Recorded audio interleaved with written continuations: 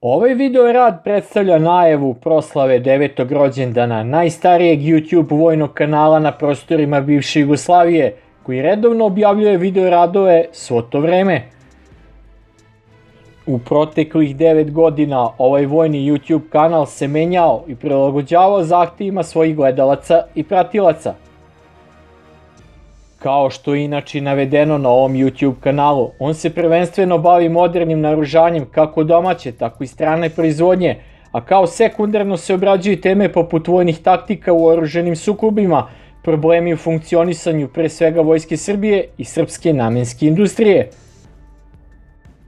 Vremenom se sadržaj ovog kanala menjao i postao mnogo raznovrsniji, tako da danas pratioci ovog kanala mogu uživati u sve većem broju video radova koji se tiču stranog naoružanja kako istočnog, tako i zapadnog porekla. U poslednjih godinu dana je uspeo da značajno proširi izbor tema koje obrađuje, pre svega iz oblasti naoružanja, a na radost mnogih ljubitelja istog koji su to tražili već duže vreme. Nažalost, zbog par malicioznih pratilaca kanala, komentari na šiljaputom kanalu su isključeni već skoro 2 godine, jer su dotični pokušali na taj način da ometu rad ovog kanala.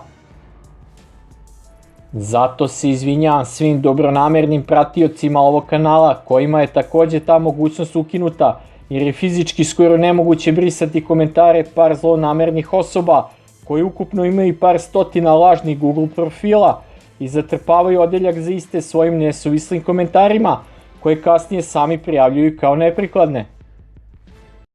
Šta je bitno istaći iz sveta naoružanja?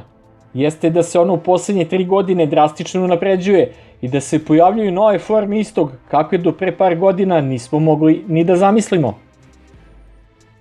Pre svega zbog sukoba u Ukrajini je došlo do značajne digitalizacije bojnog polja i masovnog korišćenja besposadnih i bespilotnih borbenih sistema koji se svakim danom usavršavaju sa sve većim korišćenjem veštačke inteligencije.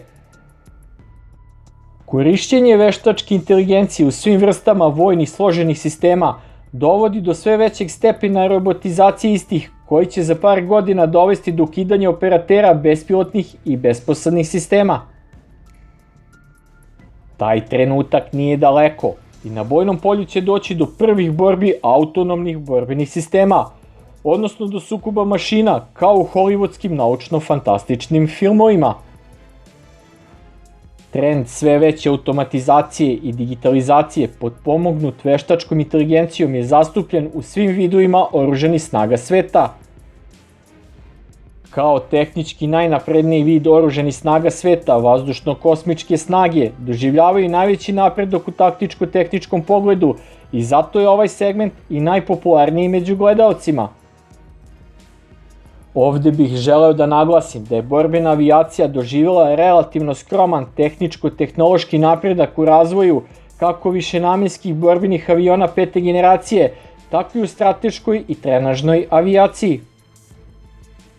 Apsolutno tehničko-tehnološki iskorak su doživjeli dronovi svih vrsta, čije se omasovljenje na bojištu 21. veka tek očekuje sa pojeftinjenjem njihove proizvodnje i upotrebe.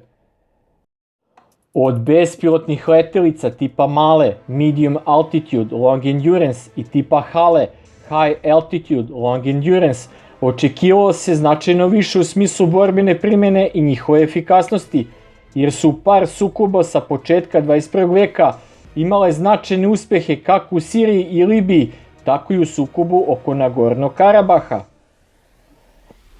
U tim sukobima su se najviše medijski eksponirale turske naoružane bespilotne letelice ANKS i Bayraktar TB2, kineske Wing Lung 2, kao i izraelski planirajući kamikaze dronovi Harop i Harpi.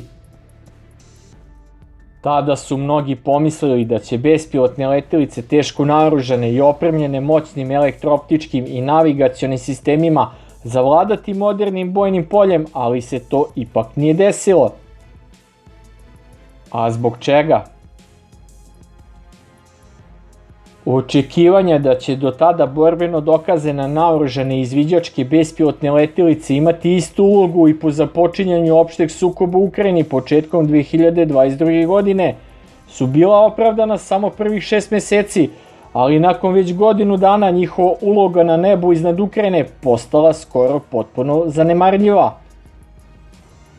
To je zato što su velike i relativno spore bespilotne letelice, bez obzira na njihovo relativno moćno naoružanje, koje može da dejstvuje pre svega po ciljima na zemlji i na udaljenostima od više desetina kilometara, jednostavno lako uočljivi i lako uništivi ciljevi u vazduhu, pre svega za moderne protivvazduhoplovne sisteme kratkog, srednjeg i dugog dometa, koji su opšte prisutni na bojnom polju u Ukrajini, poput prenosivih raketnih sistema Verba, artiljerijsko-raketnih sistema Pancir S1 i raketnih sistema Tor M2, Buk, S-350 Vitez, S-300 VM i S-400. Što se tiče modernizacije Vojske Srbije, koja je u toku i ove godine, ona će biti detaljnije obrađena u narednom video radu.